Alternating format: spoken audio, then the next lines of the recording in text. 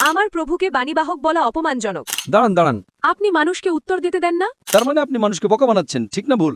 আপনিও একই কাজ করছেন। আমি নিজেও শয়তান তাড়াই যিশুর নামে। তাহলে আপনিও এখন ঈশ্বর হয়ে গেলেন। No, I have been translated because of my faith in Jesus.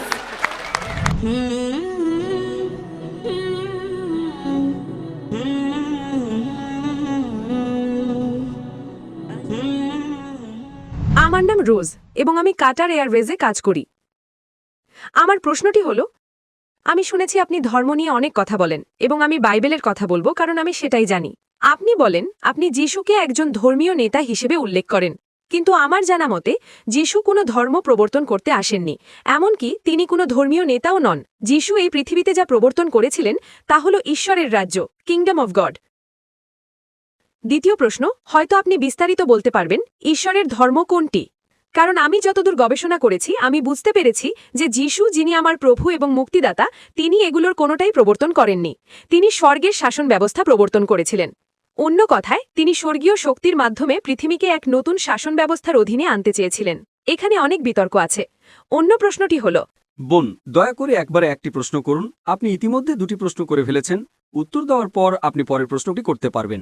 ঠিক আছে। একবারে একটি। বোন দুটি প্রশ্ন করেছেন এবং আমার মনে হয় তিনি একজন খ্রিস্টান। তিনি বলেছেন যে আমি বলেছি যিশু একজন ধর্মীয় নেতা ছিলেন। আমি কখনোই এমনটা বলিনি। আমি কখনোই বলিনি যে যিশু আলাইহিসসালাম একজন ধর্মীয় নেতা ছিলেন। আমি বলেছি তিনি ছিলেন ঈশ্বরের একজন নবী, ঈশ্বরের বাণীবাহক, এবং ধর্মীয় নেতার মধ্যে আকাশ পাতাল পার্থক্য রয়েছে। একজন ঈশ্বরের বাণীবাহক অনেক বেশি মর্যাদাবান। আজকের পৃথিবীতে অনেক ধর্মীয় নেতা আছেন। যীশুখ্রিস্ট আলাইহিসসালাম ছিলেন ঈশ্বরের একজন বাণীবাহক, এবং আপনি আপনার প্রশ্নে বলেছেন যে তিনি আপনার প্রভু এবং মুক্তিদাতা। তাই প্রথমে বোন আপনাকে বলি, ইসলামই একমাত্র অখ্রিস্টান ধর্ম যা যীশুখ্রিস্ট আলাইহিসসালামকে বিশ্বাস করাকে ঈমানের অবিচ্ছেদ্য অংশ মনে করে। কোনো মুসলমান প্রকৃত মুসলমান হতে পারে না যদি সে যীশুখ্রিস্টকে আলাইহিসসালামকে বিশ্বাস না করে।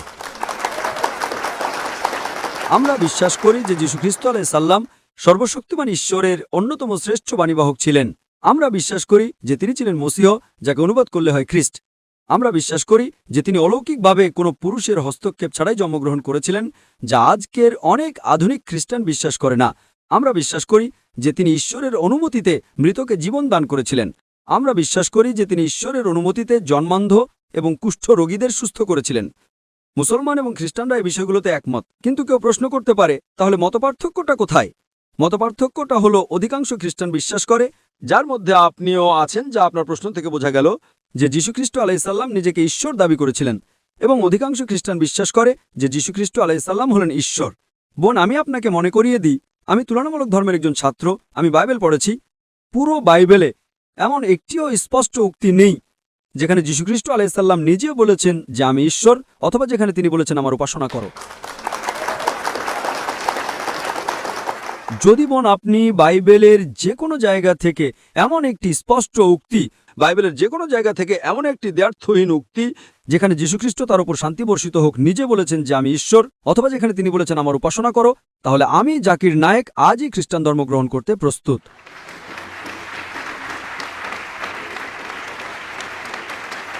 স্যার, আপনাকে এই কথাটা বলতে অনেকবার শুনেছি। আমি অন্য মুসলমানদের পক্ষ থেকে কথা বলছি না। আমি নিজের জীবন বাজি রাখতে প্রস্তুত। এমন একটিও স্পষ্ট উক্তি নেই। আমার প্রশ্নটা ভালোভাবে শুনুন, আমার চ্যালেঞ্জটা পরিষ্কারভাবে শুনুন বোন। এমন একটিও দ্ব্যর্থহীন উক্তি নেই, এমন একটিও স্পষ্ট উক্তি নেই যেখানে যীশুখ্রিস্ট আলাইহিসসালাম, তার উপর শান্তি বর্ষিত হোক, নিজে বলেছেন যে আমি ঈশ্বর, অথবা যেখানে তিনি বলেছেন আমার উপাসনা করো। জি বোন, বলুন। স্যার, আমার কাছে এর উত্তর আছে। বাইবেলের জন বইয়ে বলা হয়েছে যে শুরুতে ছিল বাক্য, বাক্য ছিল ঈশ্বর এবং বাক্য ছিল ঈশ্বরের সাথে, এবং বাক্য মাংসে পরিণত হলো। আমি আপনাকে যেটা জানাতে চাই সেটা হলো। দাঁড়ান বোন, এটা আমার চ্যালেঞ্জ আদৌ পূরণ করে না। আপনি বইয়ের নাম বলুন, আমি আপনাকে রেফারেন্স উদ্ধৃতি দেব। আপনি গসপেল অব জন অধ্যায় 1 অনুচ্ছেদ 1 থেকে উদ্ধৃত করছেন, এবং বাক্য মাংসে পরিণত হলো কথাটি আছে অনুচ্ছেদ 11, 12, 13-তে। আপনি শুধু বইয়ের নাম উদ্ধৃত করছেন। আমি আপনাকে অধ্যায় নম্বর এবং অনুচ্ছেদ নম্বর দিচ্ছি। উত্তর দিন। দাঁড়ান, আপনি মানুষকে উত্তর দিতে দেন না? আমি উত্তর দিচ্ছি। বাক্য ঈশ্বর হলেন, এটা কি বলে? কিন্তু বোন, এই কথাটা কি যীশু আলাইহিসসালাম বলেছিলেন? এবং উত্তর হলো না। আমার চ্যালেঞ্জটা কি?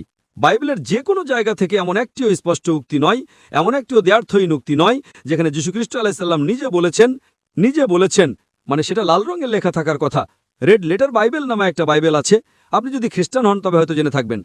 লাল অক্ষর মানে যীশুখ্রিস্ট আলাইহিস সালাম নিজে বলেছেন, গসপেল অফ জন অধ্যায় 1 অনুচ্ছেদ 1 থেকে 13 লাল রঙে লেখা নেই।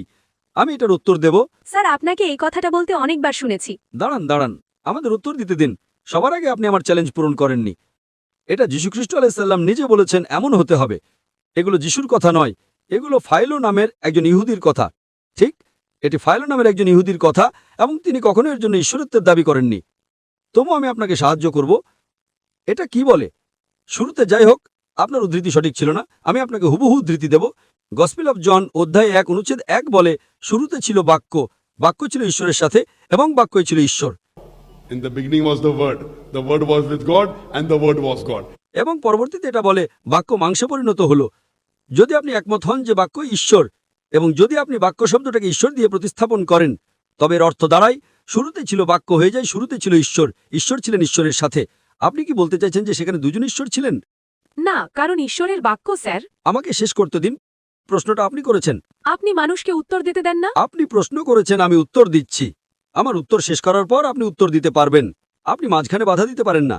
আপনি যখন কথা বলছিলেন তখন কি আমি বাধা দিয়েছিলাম? হ্যাঁ কি না? না। এখন যখন আমি উত্তর দিচ্ছি তখন কেন বাধা দিচ্ছেন? আমাকে উত্তর শেষ করতে দিন, তারপরে আপনি উত্তর দেবেন। প্রথম পয়েন্ট, আপনি আমার চ্যালেঞ্জ পূরণ করেননি। এটা যীশুখ্রিস্ট আলাইহিস সালামের নিজের কথা নয়। আপনার পুরো যুক্তি এখানে বাতিল হয়ে যায়। তবু আমি উত্তর দিচ্ছি। আপনি বলেননি। আপনার বলা উচিত ছিল, দুঃখিত ডক্টর জাকির নায়েক, এটি যীশুখ্রিস্ট আলাইহিস সালামের কথা নয়। আপনি কি সেটা বলেছেন না? আমাকে কথা বলতে দিন। আপনি সৎ নন। দর্শকদের বলুন এগুলো যীশুখ্রিস্ট আলাইহিস সালামের কথা নয়। আমি কি ঠিক বলছি নাকি ভুল? আপনি জানেন না। দেখুন, আপনি উদ্ধৃতি দিচ্ছেন অথচ আপনি জানেন না। আমি তুলনামূলক ধর্মের একজন ছাত্র। এই কথাগুলো যীশু আলাইহিস সালাম বলেননি। তবু আমি উত্তর দিচ্ছি। আপনি যদি বলেন বাক্য ঈশ্বর, এবং যদি বাক্য শব্দটাকে ঈশ্বর দিয়ে প্রতিস্থাপন করেন, তবে এর অর্থ দাঁড়ায় শুরুতে ছিল বাক্য হয়ে যায় শুরুতে ছিল ঈশ্বর, ঈশ্বর ছিলেন ঈশ্বরের সাথে। আপনি কি বলতে চাইছেন যে সেখানে দুজন ঈশ্বর ছিলেন? এবং উত্তর হলো না। আমি আপনাকে তৃতীয় একটি উত্তর দিচ্ছি। যদি আপনি মূল পাণ্ডুলিপি পড়েন, প্রথমবার যখন ঈশ্বর শব্দটি ব্যবহার করা হয়েছে, শুরুতে ছিল বাক্য, বাক্য ছিল ঈশ্বরের সাথে। এখানে শব্দটি হলো থিওস। গ্রিক এবং আরামাইক ভাষায় থিওস মানে হলো স্রষ্টাকর্তা ঈশ্বর। দ্বিতীয়বার যখন ঈশ্বর শব্দটি ব্যবহৃত হয়েছে, এটা হলো টনথিওস। থিওস মানে স্রষ্টাকর্তা ঈশ্বর, সর্বশক্তিমান ঈশ্বর। টনথিওস মানে ঈশ্বর ভীরু ব্যক্তি। কিন্তু দুর্ভাগ্যবশত অনুবাদের সময় তারা আপনাকে বিভ্রান্ত করছে। আপনি গসপেল অফ জনের মূল পাণ্ডুলিপিতে যান, অধ্যায় 1 অনুচ্ছেদ 1। প্রথমবার যখন ঈশ্বর শব্দটি ব্যবহৃত হয়েছে, এটা থিওস, যার অর্থ স্রষ্টাকর্তা ঈশ্বর। দ্বিতীয়বার যখন এটি ব্যবহৃত হয়েছে, এটা টনথিওস, যার অর্থ একজন ঈশ্বরভীরু ব্যক্তি। তাই এর অর্থ দাঁড়ায় শুরুতে ছিল বাক্য, বাক্য ছিল ঈশ্বরের সাথে, এবং বাক্যটি ছিল একজন ঈশ্বরভীরু ব্যক্তি, অর্থাৎ ঈশ্বরের একজন বাণীবাহক, নবী। বোন, আপনি কি বুঝতে পারছেন? না। এটাকে বলে আপনি ইংরেজি বোঝেন না। আপনি বলুন আমি যা বলেছি তা ভুল। আমি আপনার পণ্ডিতদের উদ্ধৃতি দিচ্ছি। আমি আপনার বাইবেল থেকে বলছি। আপনি যে কোনো রেড লেটার বাইবেল নেন, এই কথাগুলো লাল রঙে নেই। পয়েন্ট নাম্বার 1, আপনি গ্রিক এবং আরামাইক ভাষায় যান। বোন, আপনি কি গ্রিক জানেন? না। আপনি কি গ্রিক এবং আরামাইক জানেন? বাইবেল কি ইংরেজিতে নাজিল হয়েছিল? বাইবেল কি ইংরেজিতে নাজিল হয়েছিল বোন? হ্যাঁ, এটা গ্রিক ছিল। গ্রিক এবং আরামাইক। তো মূল শব্দটি হলো হোথিয়স। আপনি কি জানেন হোথিয়স মানে কি? বাড়ি গিয়ে গুগলে খুঁজুন হোথিয়স। হয়তো আমি আপনাকে ধোঁকা দিচ্ছি। আচ্ছা স্যার, আচ্ছা স্যার। দাঁড়ান। হোথিয়স মানে সৃষ্টিকর্তা ঈশ্বর। টন হোথিয়স মানে একজন খোদা, অর্থাৎ ধার্মিক ব্যক্তি। তার মানে আমি যদি একমত হই, এটি বলে যীশুখ্রিস্ট ছিলেন ঈশ্বরের একজন বাণীবাহক। আপনি কি তাতে বিশ্বাস করেন? না, তিনি বাণীবাহকের চেয়েও বড়। তিনি শুধু একজন বাণীবাহক নন। আমার প্রভুকে বাণীবাহক বলা অপমানজনক। দাঁড়ান। কিন্তু আগে বলুন যে আপনি যা উদ্ধৃত করেছেন তা ভুল। স্যার, কিছু প্রমাণ করার জন্য আমরা কিছু প্রমাণ করব। আপনি মেনে নিন যে এটা ভুল, তারপর আমরা পরের প্রশ্নে যাব। আমি একমত নই। তার মানে আপনি যা বলেছেন সেটা যিশুর কথা নয়। তার মানে আপনি মানুষকে বোকা বানাচ্ছেন, ঠিক না ভুল? আপনিও একই কাজ করছেন। আপনি ভেবেছিলেন আমি জানি না, ঠিক? না স্যার, আমি এখানে জ্ঞান প্রদর্শন করতে আসিনি। আমি সত্য প্রদর্শন করতে এসেছি। এটা জ্ঞানের প্রশ্ন নয়, এটা বাইবেলের প্রশ্ন। আপনি বিশ্বাস করেন বাইবেল ঈশ্বরের বাণী, ঠিক? হ্যাঁ, আমি করি। আমি বিশ্বাস করি না এটা ঈশ্বরের বাণী। যদিও আপনি বিশ্বাস করেন বাইবেল ঈশ্বরের বাণী, আমি আপনার চেয়ে বাইবেল বেশি জানি, ঠিক? বাইবেল জানা এক জিনিস, আর বাইবেলের ওহী বা উপলব্ধি পাওয়া আরেক জিনিস। কারণ আপনি জানেন, যখন যিশু এসেছিলেন তখন যারা তাকে চিনতে পারেনি তারা ছিল ধর্মীয় নেতারা। তারা বড় ভুল করেছিল। তারা জানত না তিনি কে ছিলেন, কারণ তিনি গোপন ছিলেন। আর নিউ টেস্টামেন্টের কাজ। বোন, আপনি বাইবেলের এমন একটা জায়গা দেখান যেখানে কোনো স্পষ্টতা ছাড়া, দ্ব্যর্থহীন বা একেবারে পরিষ্কার বক্তব্যে যেখানে যীশুখ্রিস্ট তার উপর শান্তি বর্ষিত হোক নিজে বলেছেন আমি ঈশ্বর, অথবা যেখানে তিনি বলেছেন আমার উপাসনা করো, আমি খ্রিস্টান ধর্ম গ্রহণ করতে প্রস্তুত। সহজ চ্যালেঞ্জ।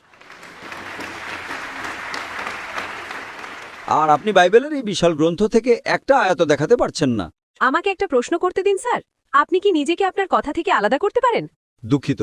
আপনি কি ডক্টর জাকির নায়েককে তার কথা থেকে আলাদা করতে পারেন? আপনি কি ডাক্তারকে আলাদা করতে পারেন? আপনি কি নিজেকে আপনার কথা থেকে আলাদা করতে পারেন? কিন্তু আমি পারি বা না পারি তাতে কি আসে যায়? দেখছেন, আপনি বুঝতে পারছেন না। যিশু হলেন ঈশ্বরের বাণী, যিনি রক্ত মাংসের রূপ নিয়েছেন, কিন্তু ধর্মীয় মনন বা মস্তিষ্ক পঞ্চইন্দ্রিয়ের ধরাছোঁয়ার অনেক ঊর্ধ্বে। যিশু ঈশ্বরের বাণী এবং তিনি নিজেই ঈশ্বর। বাইবেল বলে তিনি তাকে এমন এক নাম দিয়েছেন যা অন্য সব নামের ঊর্ধ্বে, যা হল ঈশ্বরের বাণী। প্রত্যেক নবী তার সময়ের ঈশ্বরের বাণী। মুসা ঈশ্বরের বাণী ছিলেন, যিশু ঈশ্বরের বাণী ছিলেন, ইব্রাহিম ঈশ্বরের বাণী ছিলেন, নবী মোহাম্মদ ঈশ্বরের বাণী। তাহলে সমস্যাটা কোথায়? প্রত্যেক নবী তার সময়ের ঈশ্বরের বাণী। যীশুখ্রিস্ট তার উপর শান্তি বর্ষিত হোক, এর মধ্যে এমন কি পার্থক্য আছে? আপনি আপনার বাইবেল থেকে একটা উক্তি দেখাতে পারছেন না যেখানে যিশু বলেছেন আমি ঈশ্বর, অথবা যেখানে তিনি বলেছেন আমার উপাসনা করো। আর আপনি এখন উদ্ধৃতি দিচ্ছেন। যিশু যা করেছেন তা আর কোনো নবী করেছেন? আমার কাছে এর উত্তর আছে স্যার। বাইবেলের বাণী শুরুর সময় থেকে যিশুর সময় পর্যন্ত আপনি যাদের নবী বলেন তাদের মধ্যে এমন কাউকে দেখান যার শয়তান তাড়ানোর ক্ষমতা ছিল বা অসুস্থদের সুস্থ করার ক্ষমতা ছিল। কেন? কারণ শুরুতে ঈশ্বরেরই একমাত্র ক্ষমতা ছিল শয়তানের মোকাবিলা করার, স্বর্গে মানুষের পতনের পর থেকে। কিন্তু মানুষের পরিত্রাণের জন্য এই বিষয়গুলো গোপন রাখা হয়েছিল।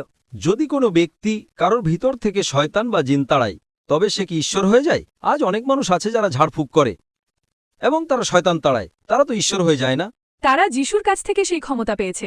আজ বোন, এমনকি এই কাতারেও অনেক মানুষ আছে যারা রুকাইয়া করতে পারে এবং মানুষের ভিতর থেকে শয়তান বের করতে পারে। এটা তাদের ঈশ্বর বানায় না। আমি নিজেও শয়তান তাড়াই যিশুর নামে। ও, তাহলে আপনিও এখন ঈশ্বর হয়ে গেলেন। No, I have been translated because of my faith in Jesus.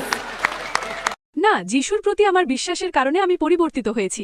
Bible বলে, শুনুন। আমি আপনার সাথে একমত।